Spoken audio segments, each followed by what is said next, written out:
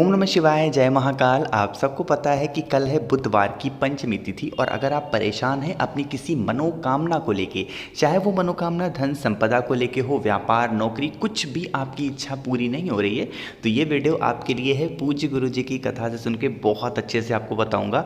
बस आपको हल्दी लेना होगा, छोटा सा उपाय करिएगा, ठीक है। कैसे करना है इस पूरे उपाय को बहुत ही विस्तार से बताऊंगा, सिर्फ आप सुनते जाएं, समझने की कोशिश करिएगा, ठीक है। तो हम लोग यहाँ पर एक एक उपाय की बात करेंगे, लेकिन आपको बता दूं इस पूरी वीडियो में फिर से हम लोग 4 ही उपाय की बात करेंगे। इनमें से जो उपाय आपको सबसे आसान लगेगा, सबसे अच्छा लगेगा, वो उपाय आप कर लेना, ठीक है। चलो एक एक उपाय की तरफ हम लोग बढ़ते हैं। सबसे पहले उपाय की हम लोग बात करते हैं कि अगर आप परेशान हैं, आपकी विश मनोकामना अधूरी रह जा रही है, पूरी नहीं हो पा रही है, तो आपको क्या करना होगा। स्क्रीन पर आपको दिख रहा होगा हल्दी, दिख रहा है ना। आप क्या करेंगे, जो नीचे आपको हल्दी की गांठ दिख रही है ना, ये वाली, इसी हल्दी की गांठ को लेंगे। कितने लेंगे? 6 से 7 टुकड़े ले लेना, ज़्यादा नहीं, 6 से 7 टुकड़े लेना। उसको अच्छे तरीके से पीस करके इस तरीके से पाउडर के फॉर्म में करना। इस उपाय को करने के लिए हमें खड़ी हल्दी को पीस करके उसके बाद ये पाउडर निकालना होगा। मार्केट में जो पिसा पिसाया मिलता है वो नहीं लेना, ठीक है। बात आई समझ में? आगे बढ़ें। फिर आपको क्या करना होगा, उस पिसी हल्दी को लेके चले जाना कहाँ पे? बेल पेड़ के नीचे। कहाँ पे? बेल पेड़ के नीचे। अब वहाँ पे जाके क्या करना होगा, हमें एक पार्थिव शिवलिंग का निर्माण करना है। वैसे तो जो हमें पार्थिव शिवलिंग बनाना है वो आपको हल्दी से बनाना है, लेकिन हल्दी से बनाना पॉसिबल नहीं है, बहुत ज़्यादा मुश्किल है।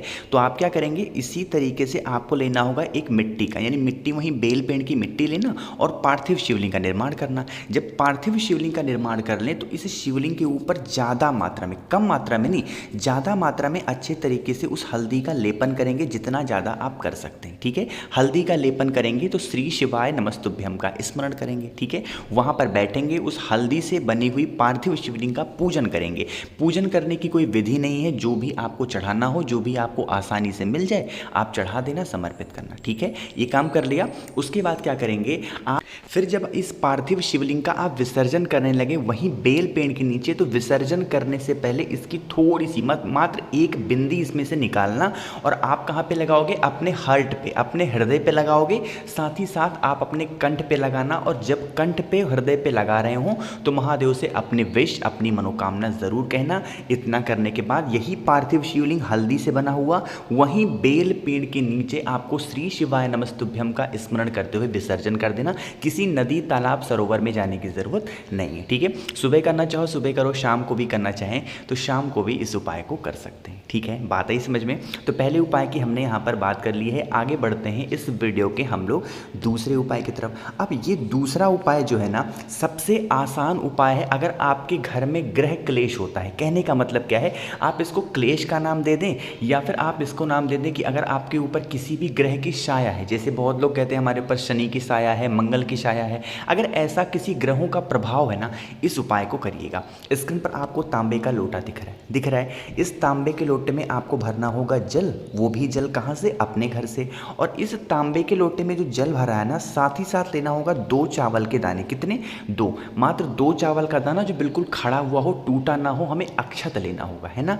अब ये जो आपने तांबे का लोटा लिया है, इस तांबे के लोटे के अंदर 2 चावल के दानों को डाल देना, ठीक है। डाल दिया और इस कलश को लेके पहुंच जाना महादेव के शिवलिंग के पास। इस उपाय को करने का कोई तिथि निर्धारित नहीं है, कोई समय निर्धारित नहीं है, बस ऐसा है कि आपको हफ्ते में एक दिन इस उपाय को जरूर करना चाहिए, ठीक है। इस रखेंगे आप कहाँ पे? उत्तर दिशा, यानी कि नॉर्थ डायरेक्शन, ठीक है। और जो जल की धार होगी, आपकी कलश में 2 चावल के दाने हैं, बहुत तेजी से आपको नहीं चढ़ाना है। जल की धार बिल्कुल स्लो मोशन में धीरे धीरे समर्पित करना, श्री शिवाय नमस्तुभ्यम का स्मरण करते हुए, ठीक है। जब जल की धार आप धीरे धीरे गिराओगे ना, तो आपके कलश में जो 2 चावल के दाने आपने डाल रखे हैं वह कलश के अंदर ही आपको दिखेंगे, है ना। आप क्या करेंगे, एक एक चावल के दानों को उस कलश में से निकालेंगे और जिस भी वजह से आप परेशान हैं, जिस भी वजह से आपके घर में लड़ाइयाँ होती हैं, या फिर जिस भी वजह से आपके यहाँ बहुत ज़्यादा हमेशा परेशानी, पूरा परिवार रहता है, उस परेशानी का नाम लेकर के दोनों चावल के दानों को एक एक करके महादेव के शिवलिंग के ऊपर श्री शिवाय नमस्तुभ्यम का स्मरण करते हुए समर्पित कर देना और चुपचाप आप अपने घर घर की तरफ चले जाना। ठीक है, ये उपाय अगर आप पे कोई सा भी कष्ट है ना, मात्र 2 चावल के दाने का इस्तेमाल किया करिए। हफ्ते में 1 दिन आपकी जो भी समस्याएं होंगी महादेव दूर ज़रूर कर देंगे। ठीक है, बात आई समझ में। तो 2 उपाय की हमने यहाँ पर बात कर ली है। आगे बढ़ते हैं इस वीडियो के तीसरे उपाय की तरफ, जो कि बुधवार की पंचमी तिथि जब पड़े तो ये उपाय ज़रूर करना चाहिए। कैसे करना है बहुत ही विस्तार से बताऊंगा, लेकिन सबसे पहले वीडियो को कर दीजिए लाइक, और जो भी लोग मेरी आवाज़ पहली बार सुन रहे हैं, अचानक से चैनल पे आए हैं तो चैनल को सब्सक्राइब करिएगा। ठीक है, चलो समझते हैं कि कैसे करना है। स्क्रीन पर आपको दिख रहा होगा गन्ने का रस, दिख रहा है ना। हमें इसी तरीके से लेना होगा गन्ने का रस। मैं जब भी इससे पहले जब पंचमी की वीडियो बनाता था तो मैं आपसे कहता था कि आप लोग क्या करेंगे, गुड़ का पानी लेंगे, लेकिन इस उपाय में मैं आपको बता रहा हूँ कि गन्ने का रस लेंगे, क्योंकि इस समय हर एक मोड़ पे, हर एक गली नुक्कड़ पे आपको गन्ने का रस मिल जाएगा। ठीक है, 1 गिलास गन्ने का रस लेना। अरे ये कौन सा पेड़ लग गया, देखो ये पीपल का पेड़ लग गया, इस पे ध्यान मत दो। आपके घर में कहीं पर भी तुलसी माता का पौधा होगा ना, तुलसी माता के पौधे पर आपको अपना नाम और गोत्र बोल करके 7 बार उसी 1 गिलास से गन्ने का रस डालना होगा। जो भी व्यक्ति पंचमी तिथि के दिन सुबह 10 बजे से पहले इस उपाय को कर लेता है, उसके घर में कभी भी धन संपदा की कमी नहीं होती। गुरुजी ने तो अपनी कथा में यहाँ तक भी कह दिया है कि जो भी व्यक्ति पंचमी तिथि को गन्ने का रस 7 बार डाल करके अपना नाम और गोत्र बोल देता है, वो 3 महीने में बहुत सारे ऐसे हुए कि करोड़पति बनने की भी नौबत आ जाती है। इतना ज़्यादा प्रभावशाली उपाय होता है धन संपदा के लिए और धन प्राप्ति के लिए। ठीक है, तो इस पूरी वीडियो को बताने का पर्पज़ यही था कि गन्ने का रस का उपाय पंचमी तिथि के दिन ज़रूर करिएगा, जिससे आपके घर में धन संपदा बनी रहे। ठीक है, बात आई समझ में। तो 3 उपाय की बात हमने यहाँ पर कर ली, जो कि बहुत ज़्यादा आसान थे। बहुत छोटी वीडियो आज बन रही है, तो चौथे उपाय के इस वीडियो में बात करते हैं, जो कि इस वीडियो का आखिरी उपाय है ना। यह उपाय भी आपको हल्दी से ही करना है। कैसे करना है ध्यान से सुनिएगा, क्योंकि इस उपाय को आप किसी और दिन नहीं कर सकते, सिर्फ और सिर्फ बुधवार के दिन ही किया जाता है और किसी भी दिन नहीं करते। ठीक है, स्क्रीन पर आपको हल्दी दिख रही होगी। फिर इस उपाय को करने के लिए आपको इस तरीके से खड़ी हल्दी लेनी है, इसको अच्छे तरीके से कूटना, पीसना और इसका पाउडर बना लेना। ठीक है, इतना कर लिया। उसके बाद क्या करेंगे, आपको ज़रूरत होगी इस तरीके से पीले चंदन की। पीले चंदन के रूप में आप अष्टगंध भी ले सकते हैं, कोई दिक्कत नहीं है। ठीक है, ज़्यादा नहीं, चुटकी भर पीला चंदन लेना। फिर आपको लेना होगा इस तरीके से चावल के कुछ दाने, कुछ का मतलब कि कम से कम आधी कटोरी चावल हो, है ना। उस चावल को अच्छे तरीके से भिगा देना, 20-25 मिनट तक अच्छे तरीके से भीग जाए। उसके बाद इस चावल को पीस लेना। जब पीस लोगे चावल को, पीसने के बाद जो मैंने आपको हल्दी दिखाई उस हल्दी को मिला देना, जो मैंने आपको चंदन दिखाया उस चंदन को मिला देना। मिलाने के बाद फिर आपको अच्छे तरीके से इसको पीसना है, एक बार अच्छे तरीके से मिक्स कर देना। ठीक है, मिक्स करने के बाद क्या करेंगे, लेके चले जाएंगे महादेव के शिवलिंग के पास। बुधवार के दिन सुबह जाना चाहें सुबह जाएं, शाम को जाना चाहें शाम को जाएं। पहुंच करके महादेव के शिवलिंग के ऊपर आपको अच्छे तरीके से चावल, हल्दी और जो चंदन है उसका लेपन महादेव के शिवलिंग के ऊपर जितनी ज़्यादा और जितनी अच्छी तरीके से कर सकते हैं करिएगा, है ना। वहीं मंदिर में ही जो लोग फूल पत्ती बेलपत्र वगैरह बेचते हैं, उनके पास से एक बाल्टी लेना और वहीं मंदिर का ही जल भर करके बाल्टी को महादेव के शिवलिंग के पास रखना, है ना।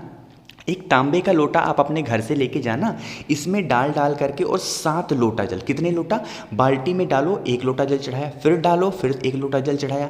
इसी तरीके से बाल्टी में डुबो करके 7 लोटा जल आपको समर्पित करना होगा श्री शिवाय नमस्तुभ्यम का स्मरण करते हुए। ठीक है, क्योंकि भाई इतने ज़्यादा चढ़ाने से हमें फ़ायदा क्या होगा, बेनिफिट क्या होगा। तो इसका एक फ़ायदा है कि अगर आपके घर में क्लेश बहुत ज़्यादा होता है, लड़ाइयाँ आपके घर में छोटी छोटी बातों को लेकर होती है ना, तो इस उपाय को करिएगा। ठीक है, इतना कर लिया। जल चढ़ाने के बाद 7 लोटा, आप यहीं से थोड़ा सा आप चावल के दानों को लेंगे और लेके चले जाएंगे आप अपने घर के सभी कमरों के दरवाजों पर, है ना। वॉशरूम को छोड़ करके जितने भी रूम के दरवाजे हैं उस पर एक एक बिंदी लगा देना श्री शिवाय नमस्तुभ्यम का स्मरण करते हुए। आपके घर से जितनी भी नेगेटिव एनर्जी होगी वो बाहर निकल जाएगी और पॉजिटिव एनर्जी आपके घर में प्रवेश होगी, जिससे हमारे घर में कभी भी लड़ाई झगड़ा नहीं होगा। ठीक है, बात आई समझ में। तो इस पूरी वीडियो में हम लोगों ने 4 उपाय की बात की, जो कि बहुत आसान थे। आप अपने अकॉर्डिंग जो भी उपाय इनमें से करने हो आप कर लीजिएगा, जो भी आपको आसान लगते हो। ठीक है, तो वीडियो पसंद आई हो तो लाइक कर दें। कुछ पूछना हो, नहीं समझ में आया,